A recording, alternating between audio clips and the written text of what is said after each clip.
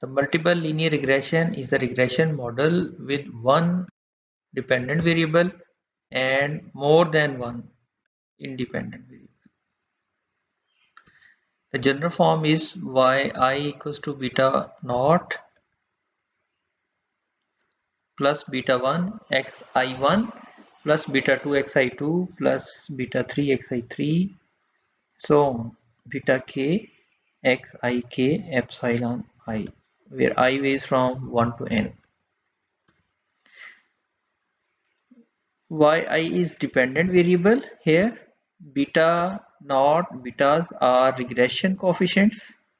These are called regression coefficients. Beta naught, beta 1, beta 2 up to beta k. These are regression coefficients, and x's are independent variables. X1, x2 up to xk. So k independent variable are independent variables in the model. The error term epsilon, which follows normal distribution with expected value equals to 0, and variance is sigma square, constant variance. Note that k is in multiple linear regression, k is greater than 1, that is more than one independent variable. Multiple linear regression में एक dependent variable है और एक से ज़्यादा अगर आपके independent variable हैं तो इस तरह का मॉडल मल्टीपल कहलाता है। और अगर आपके पास एक डिपेंडेंट वेरिएबल है और एक ही इंडिपेंडेंट वेरिएबल, तो इसमें हम इस तरह के लीनियर रिग्रेशन को सिंपल लीनियर रिग्रेशन कहेंगे।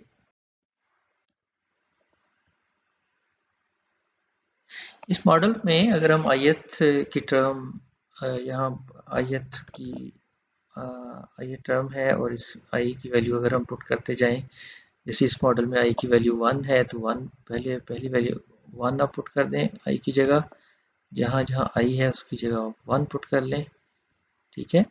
और फिर इसी तरह सेकंड इक्वेशन बनती है y2 beta not plus beta 1 x2, this 2 for I and this one for first independent variable, and beta 2 x2 2, the first 2 means ith value is 2 and second 2 means this is second independent variable, plus beta 3 x2 3, first 2 of subscript of x2 is ith value, that is I is equal to 2, and this 3 means the independent variable is third independent variable, that is x3.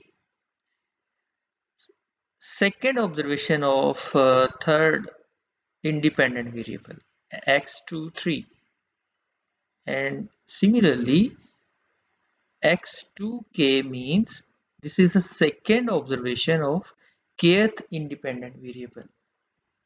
So read here y3, third observation of dependent variable, x3 1, third observation of first independent variable, x3 2, third observation of second independent variable, x3 3, third observation of third independent variable, x3k, third observation of kth independent variable, and epsilon 3 is third error term, third observation of the error term, and yn, nth observation of dependent variable, and if we read this one xnk, nth observation of third independent variable, and xnk, nth observation of kth independent variable. सो याद रखें कि जो subscript में जो first position है वो observation को show कर रहा है, वो उसकी ऑब्जर्वेशन है, और ये जो सेकंड प्लेस पर है ये वेरिएबल को शो कर रहा है। जैसे ये 1 लिखा है तो ये फर्स्ट इंडिपेंडेंट वेरिएबल है। ठीक है, ये ख्याल रखिएगा। अच्छा, इस पूरे सिस्टम ऑफ लीनियर इक्वेशंस को अगर हम मैट्रिसेस फॉर्म में ले लें, ठीक है, ये पूरा सिस्टम ऑफ लीनियर इक्वेशन है, इसमें n नंबर ऑफ ऑब्जर्वेशंस हैं, सॉरी n आपके इक्वेशंस बन जाती हैं। ये फर्स्ट इक्वेशन है, ये आपकी सेकंड इक्वेशन बन जाती है, इसका सो ऑन करते करते आप यहाँ nth सिस्टम ऑफ इक्वेशन बन जाती है। और इसको आप कन्वर्ट करें, अगर हम मैट्रिसेस फॉर्म में कन्वर्ट करें इस पूरे सिस्टम ऑफ इक्वेशंस को मैट्रिसेस फॉर्म में, तो जो लेफ्ट हैंड साइड पर है तमाम डिपेंडेंट वेरिएबल्स की जो ऑब्जर्वेशंस है उसका एक कॉलम मैट्रिक्स बन जाता है, y1 y2 y3 up to yn। और इसी तरह से अगर हम राइट साइड पर देखें तो ये जो 1 1 लिखा हुआ है फर्स्ट वन, ये आपका बीटा नॉट के लिए है। ठीक है, बीटा नॉट के लिए है।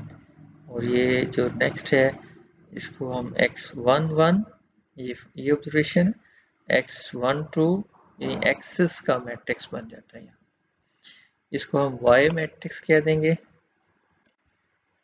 ठीक है, दिस इक्वल्स टू, और ये आपका x मैट्रिक्स कहलाएगा। और इसका ऑर्डर आप चेक करें, ऑर्डर कितना होगा n बाई k प्लस 1। ठीक है, n बाई k प्लस 1, इसका ऑर्डर होगा n by k plus 1।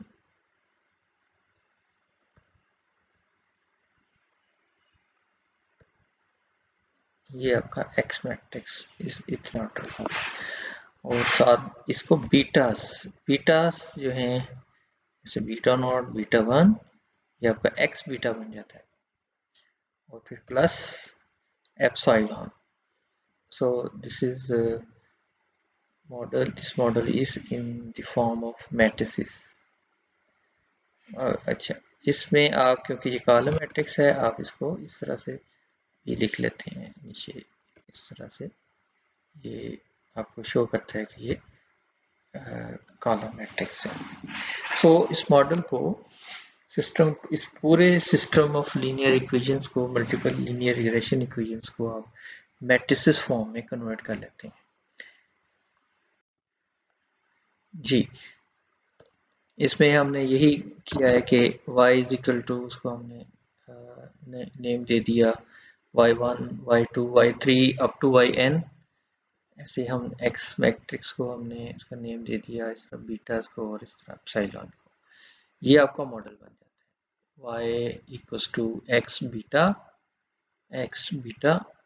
Plus epsilon. ठीक है, ये मॉडल बन जाता है मल्टीपल लीनियर रिग्रेशन मॉडल। इसमें अगर हम देखें एप्सिलॉन कॉमन, अगर आप इसको सब्जेक्ट बनाएं, एप्सिलॉन इक्वल्स टू, इस मॉडल से ये बन जाएगा y minus x beta, y minus x beta. Basically हम इस पर अप्लाई करने लगे हैं लीस्ट स्क्वायर मेथड, जिसमें sum of squares of error epsilon prime epsilon.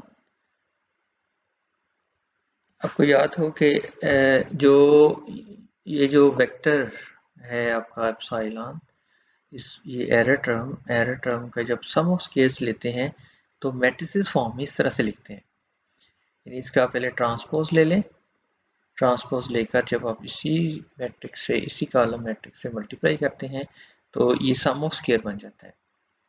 ठीक है, जैसे सिंपल लीनियर रिग्रेशन में हमने लिया था ई स्क्वायर, इस तरह हमने ई स्क्वायर लिया था ना, तो सम ऑफ स्क्वायर्स ऑफ रेसिड्यू वो हमने ऐसे लिया था।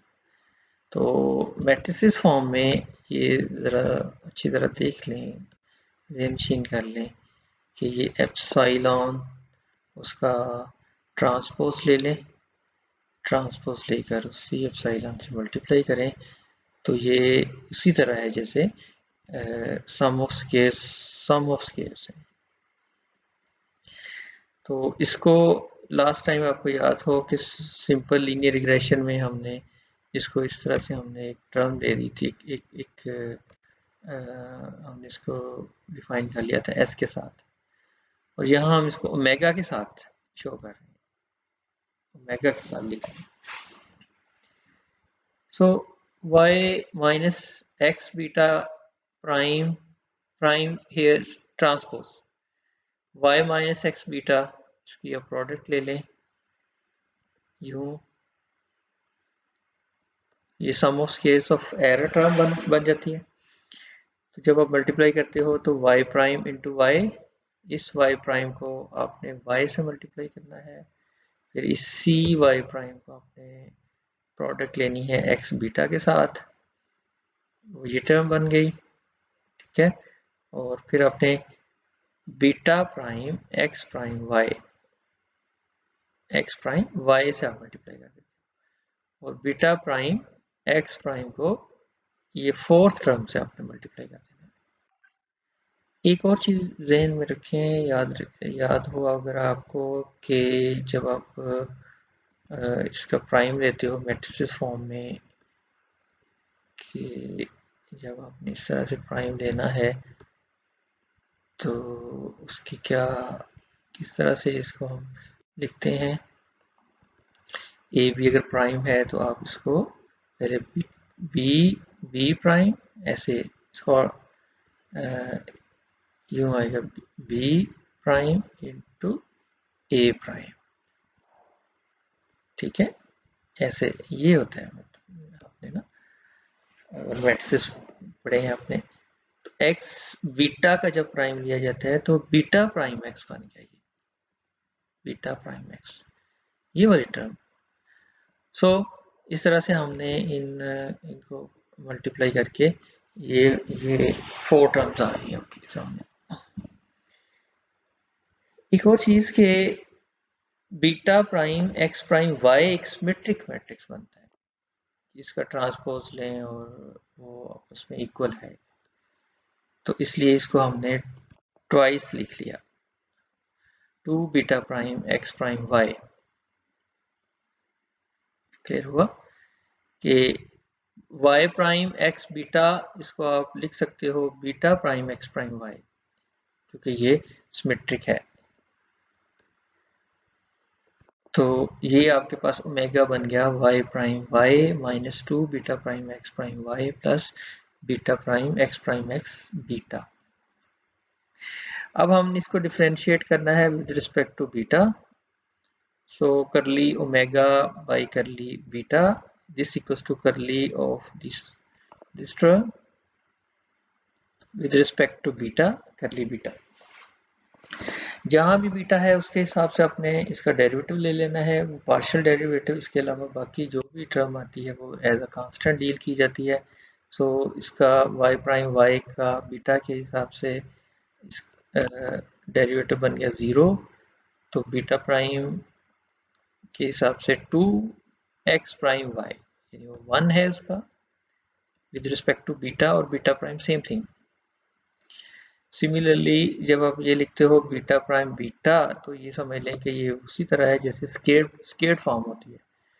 तो 2 उसका अपने उसको नीचे उतार लेते हैं, पावर फॉर्मूला लगाना है, यानी बीटा प्राइम बीटा, बाजार आपको यहाँ पावर नजर नहीं आ रही, वो 2 जैसे एक्स स्क्वायर होता है, एक्स स्क्वायर का जब डेरिवेटिव लेते हैं तो 2x, तो इसी तरह से ये 2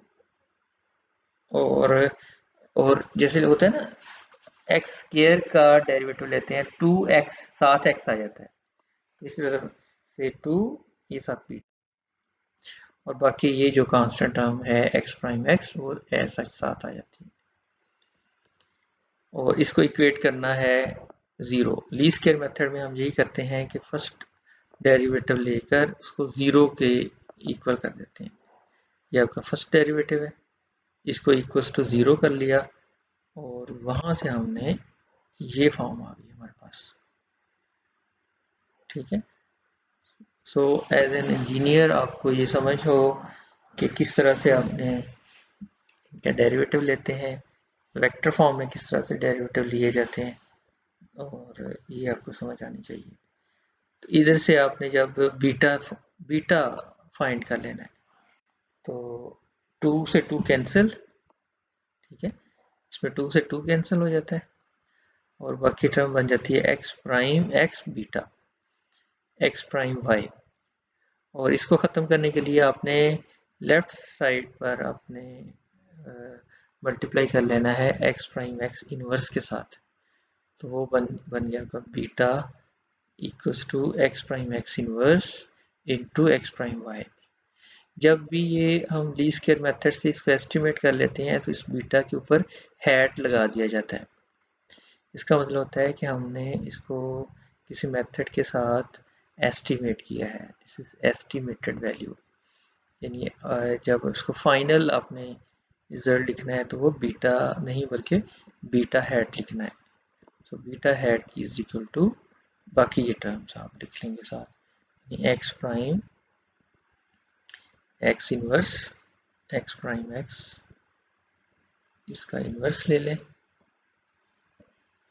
और ये मैंने आपको एक लेक्चर मैट्रिसेस यूजिंग एक्सेल में मैंने आपको ये सिखा दिया हुआ है कि किस तरीके से हमें इसकी मल्टीप्लिकेशन लेनी है, इन्वर्स कैसे लेना है और ये किस तरह से सॉल्व करना है, वो आपने एक्सेल को यूज़ कर लेना है बीटा हैट फाइंड करने के लिए। ओके, इसमें इस स्लाइड के अंदर हमने कुछ टर्म सीखनी है जो हमारे कोई रिजल्ट फाइंड करने में हेल्पफुल होगी। लाइक वाई हैट, ये अभी हमने देखा कि Y hat is equal to X beta hat, model fit किया है हमने। अब अगर इसी को कंसीडर करते हुए अगर बीटा की वैल्यू मैं पुट कर दूं, बीटा जो हमने लास्ट स्लाइड में फाइंड किया है वो था X prime X inverse X prime Y, तो बीटा हैट को हमने रिप्लेस कर लिया X prime X inverse X prime Y और ये साथ एक्स है। ये पूरा का पूरा मैट्रिक्स एक एक्स फॉर्म में जो एक मैट्रिक्स बनता है एक्स से लेकर एक्स प्राइम तक, यानी ये वाला x into X prime X inverse into X prime, इसको एक नया नाम दे दिया गया है हैट, हैट मैट्रिक्स। एच के साथ लिख लें इसको, H for hat matrix, this is called hat matrix. Hat matrix की कुछ अपनी प्रॉपर्टीज हैं, जैसे आइडेम्पोटेंट है ये आइडेम्पोटेंट, और ये एक सिमेट्रिक है। आइडेम्पोटेंट का मतलब होता है इसका स्केल लें तो वो उसी के इक्वल आ जाता है आइडेम्पोटेंट। और सिमेट्रिक का मतलब होता है कि इसका ट्रांसपोज लें तो वो उसी के अपने ही मैट्रिक्स उसी के बराबर आ जाता है। तो इस यहाँ तक की डिस्कशन में हमने ये सीखा है कि एच मैट्रिक्स क्या होता है। एच मैट्रिक्स को याद रखना है आपने, ये बहुत यूजफुल साबित होगा आगे चलकर। एच मैट्रिक्स आपने लिखा एक्स और फिर आप लिखते हो x prime x x prime x और इसका inverse x prime x inverse और साथ एक्स प्राइम, ये हैट मैट्रिक्स है। अच्छा, इस हैट मैट्रिक्स को यूज करते हुए बहुत सारी कैलकुलेशन हो जाती हैं इस मल्टीपल लीनियर रिग्रेशन में। ये देखिए यहाँ से ये मॉडल है हमारा जो जो अभी एस्टिमेट नहीं हुआ, और यहाँ हैट मैट्रिक्स बता दिया गया। ये भी हम बात कर रहे थे कि हैट मैट्रिक्स और ये एस्टिमेट पैरामीटर एस्टिमेट यानी बीटा हैट, याद रखें मैट्रिसेस फॉर्म में मल्टीपल लीनियर रिग्रेशन में X prime X inverse X prime Y के इक्वल होता है, और ये फिटेड वैल्यू ये आपका मॉडल, और जब आप फिटेड वैल्यू लिखते हो तो ये एप्सिलॉन 0 हो जाता है। तो y hat is equal to x beta hat, और x बीटा हैट जब आप बीटा हैट पूरा लिखते हैं तो पूरा का पूरा ये y के अलावा वो h मैट्रिक्स है। आप खुद से भी लिखकर यहाँ बल्कि लिखा भी हुआ है, एच वाई को अगर मैं लिखूँ यहाँ तक एच है, हैट मैट्रिक्स है, और ये वाई, राइट। ये आप समझते हो कि इतना ये बीटा हैट है। सो वाई हैट इक्वल बना एच वाई, यानी वाई हैट अगर मैं वाई हैट जो फिटेड मॉडल है उसको अगर मैं एच मैट्रिक्स में लिखना चाहूँ तो वो ऐसे आ जाता है, एच मैट्रिक्स एच और साथ मल्टीप्लाई होगा ये वाई वाई, ठीक है। और इसकी एक्सप्लेनेशन यहाँ दी हुई है, ये नोट में दी हुई है एक्सप्लेनेशन। इसको ज़रा गौर से समझें, राइट डाउन करें साथ साथ, और फिर आप समझ आएंगे। रेजिड्यूल क्या होता है? ये ऑब्जर्वेशन जो ऑब्जर्व वैल्यू है फिटेड वैल्यू में से माइनस कर लेते हैं तो एरर वो रेजिड्यूल या एरर होता है। और इसको भी आप जब मैट्रिसेस फॉर्म में लिखते हैं, अब वाई हैट को लिख लें एच वाई वाई में, एच वाई और कॉमन ले लें वाई, तो ये आई मैट्रिक्स माइनस एच वाई, इसको इस तरह से लिखा जा सकता है। लिहाजा इस multiple linear regression matrices form में समझने के लिए आपको पूरा कंसेप्ट आना चाहिए वेक्टर एनालिसिस का और मैट्रिसेस का, मैट्रिसेस एंड वेक्टर एनालिसिस। फिर वेरिएंस ऑफ बीटा हैट अगर फाइंड करना है इसमें तो आप फॉर्मूला ये अप्लाई कर देंगे, x prime X inverse sigma square. Sigma square आपको याद है ये एरर टर्म का वेरिएंस है। और मज़े की बात है कि एरर टर्म का वेरिएंस और वेरिएंस ऑफ वाई ये इक्वल होते हैं, इनको प्रूव भी किया जा सकता है। और यहाँ आपको याद रखना होगा कि ये सिग्मा स्क्वायर के इक्वल है। यहाँ जो आई आपको नजर आ रहा है ये एक मैट्रिक्स फॉर्म में इसको कन्वर्ट करने के लिए लिखा जाता है साथ, आई सिग्मा स्क्वायर, ठीक है। ये आई इसलिए लिखा जाता है। वेरिएंस ऑफ वाई हैट उसका फॉर्मूला है H sigma square, variance of error term I minus H sigma square.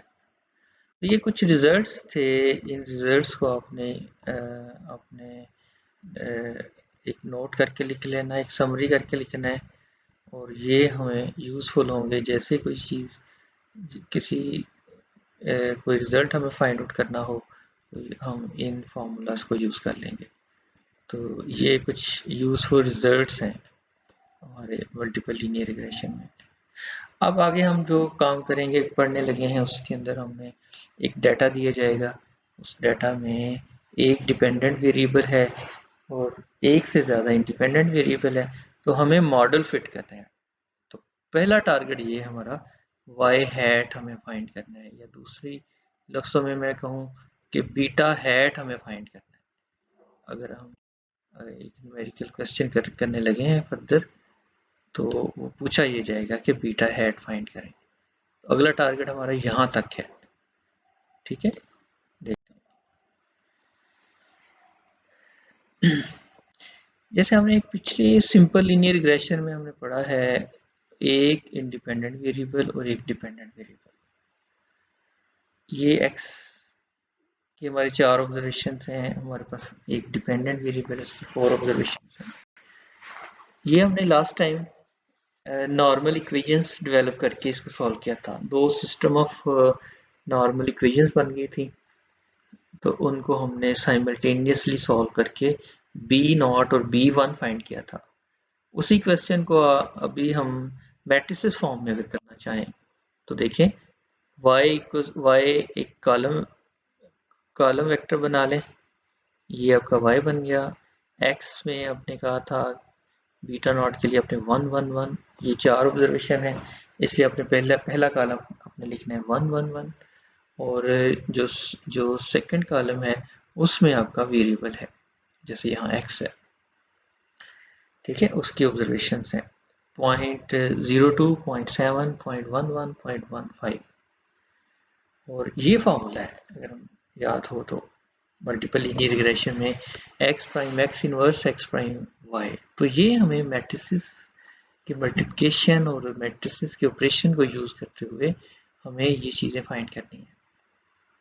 जैसे x प्राइम है तो x प्राइम क्या होता है, इसका ट्रांसपोज ले लें, ये आपके पास x है, इसका आप ट्रांसपोज लें तो ये बन जाता है, इसका ट्रांसपोज, ये रोज को कॉलम्स में और कॉलम्स को रोज में बदल दें। नेक्स्ट हम इस क्योंकि बीटा हेड फाइंड करना है तो इसके लिए आपको x प्राइम x फाइंड करना होगा। आप पहले आप x प्राइम लिख लें, फिर आप x इसकी प्रोडक्ट ले लें। तो ये क्योंकि इसकी कैलकुलेशन हमें रैपिड क्विक चाहिए होती है, आप MS एक्सेल को यूज़ कर सकते हो या कोई भी सॉफ्टवेयर यूज़ कर सकते हैं मैट्रिसेस की मल्टीप्लिकेशन के लिए। तो जो लास्ट लेक्चर था उसमें हमने सीखा था कि किस तरह से एक्सेल में मैट्रिसेस की मल्टीप्लिकेशन पॉसिबल है। तो आप MS एक्सेल ओपन करें और उसको फिर आप इस तरह से फाइंड आउट करें x प्राइम x, देन आप ये फैक्टर फाइंड करेंगे x प्राइम y, ये आप यहाँ से x प्राइम लिखें और y वेक्टर है आपका ये, तो y वेक्टर को आपने x प्राइम y प्रोडक्ट ले लेनी है। इसका अमल दखल पिछले लेक्चर में मैंने बताया था कि इसका बहुत बड़ा रोल होता है ऑर्डर का, जैसे ये 2/4 ऑर्डर है इसका, इसका 4/1 है, तो रिजल्टेंट बनेगा 2/1। इनवर्स फाइंड करना है तो इनवर्स इसका x प्राइम x इनवर्स ले लें, ये आपका इनवर्स है। अब आपके पास दोनों चीजें आ गई, x prime x inverse into X prime Y, फिर आप फर्दर प्रोडक्ट लें तो ये आपके पास बीटा का रिजल्टेंट आ जाता है। तो पहली वैल्यू आपकी बीटा नॉट है और दूसरी बीटा वन है, या उसको ऐसे भी लिख लें बी नॉट की वैल्यू पहली आ जाती है, फिर दूसरी वैल्यू आपकी B1 है, B1 ये आपका बीटा हैट लिखा हुआ है, बीटा हैट, ठीक है, ये बीटा हैट है। सो आई थिंक सो कि आपको ये समझ आ चुकी होगी। ये इसमें इंडिपेंडेंट वेरिएबल एक था और एक ही डिपेंडेंट वेरिएबल, उसको हमने मैट्रिसेस फॉर्म में कर लिया। ये ज़रूरी नहीं है कि मल्टीपल लीनियर रिग्रेशन ही मैट्रिसेस फॉर्म में सॉल्व हो सकती हैं, बल्कि हम सिंपल लीनियर को भी कर सकते हैं।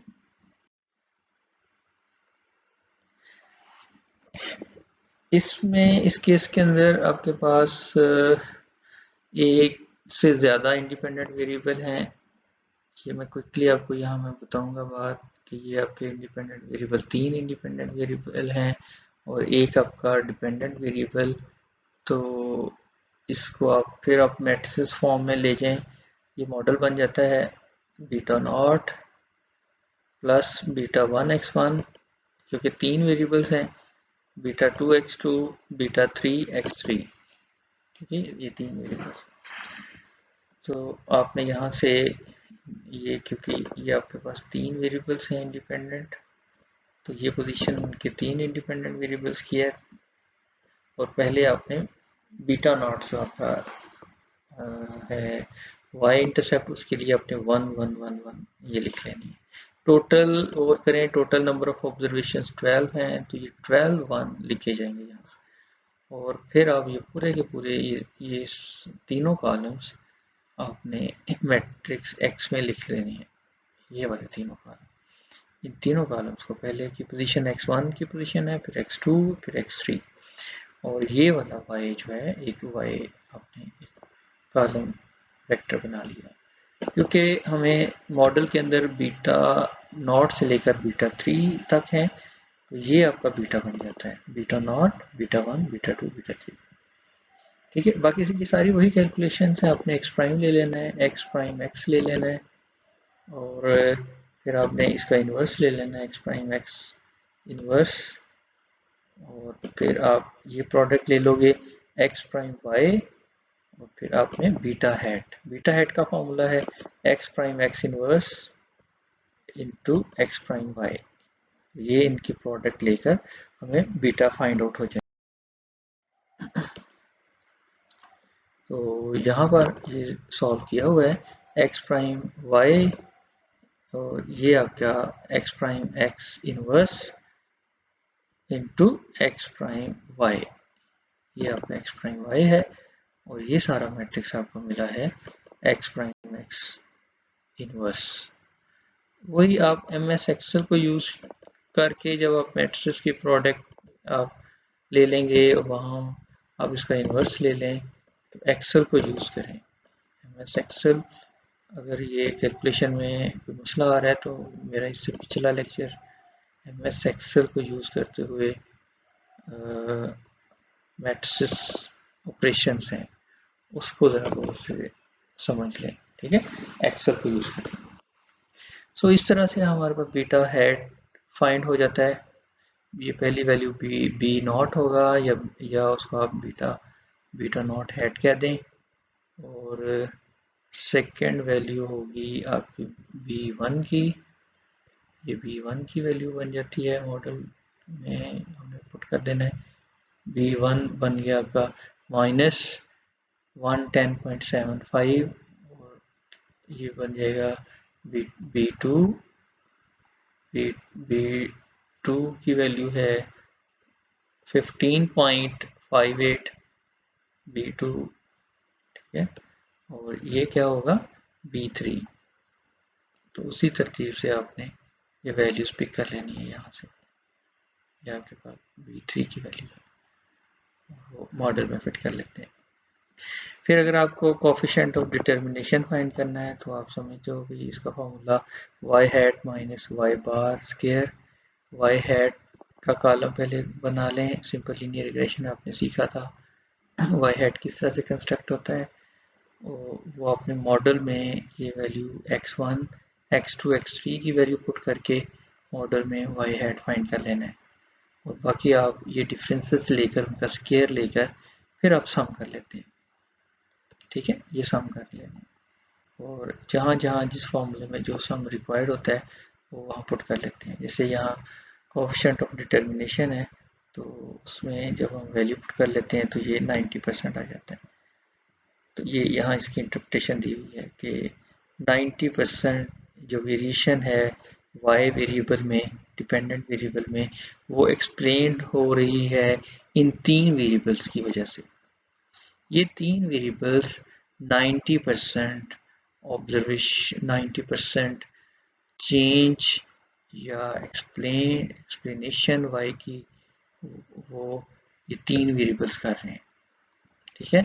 इसका मतलब होता है कि बाकी एरर टर्म है, बाकी कुछ और भी फैक्टर्स हो सकते हैं, इंडिपेंडेंट वेरिएबल्स हो सकते हैं जो इसकी चेंज का बायस बन रहे हैं।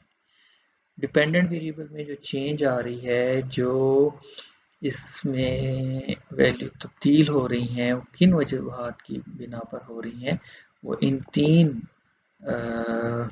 तीन फैक्टर्स की वजह से हो रही हैं, इनकी वेरी करने से हो रही हैं। ये कितने परसेंट हो रही है, ये 3 कितने परसेंट कर रहे हैं इसकी वेरिएशन, वो 90% कर रहे हैं। ये वो आर स्क्वायर बता रहा है आपको, ये 90% वेरिएशन का बायस है ये 3 इंडिपेंडेंट वेरिएबल्स। तो इसका मतलब है कि इसके अलावा भी कुछ और भी अवामल हैं जो इसकी चेंज का बायस बन रहे हैं, ठीक है। ये जो चेंज आ रही है वाई में, उस वजह से आ रही है। ये इंटरप्रिटेशन होती है आर स्क्वायर में कोएफिशिएंट ऑफ डिटर्मिनेशन की।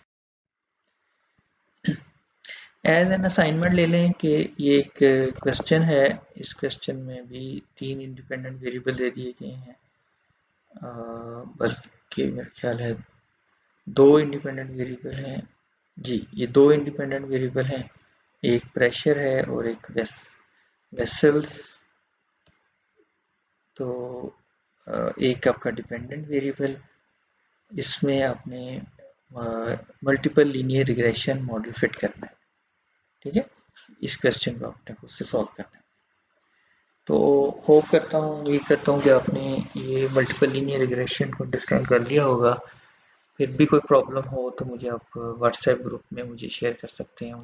आप किसी भी सोर्स से आप मुझसे कॉन्टैक्ट करके आप क्वेश्चन कर सकते हैं।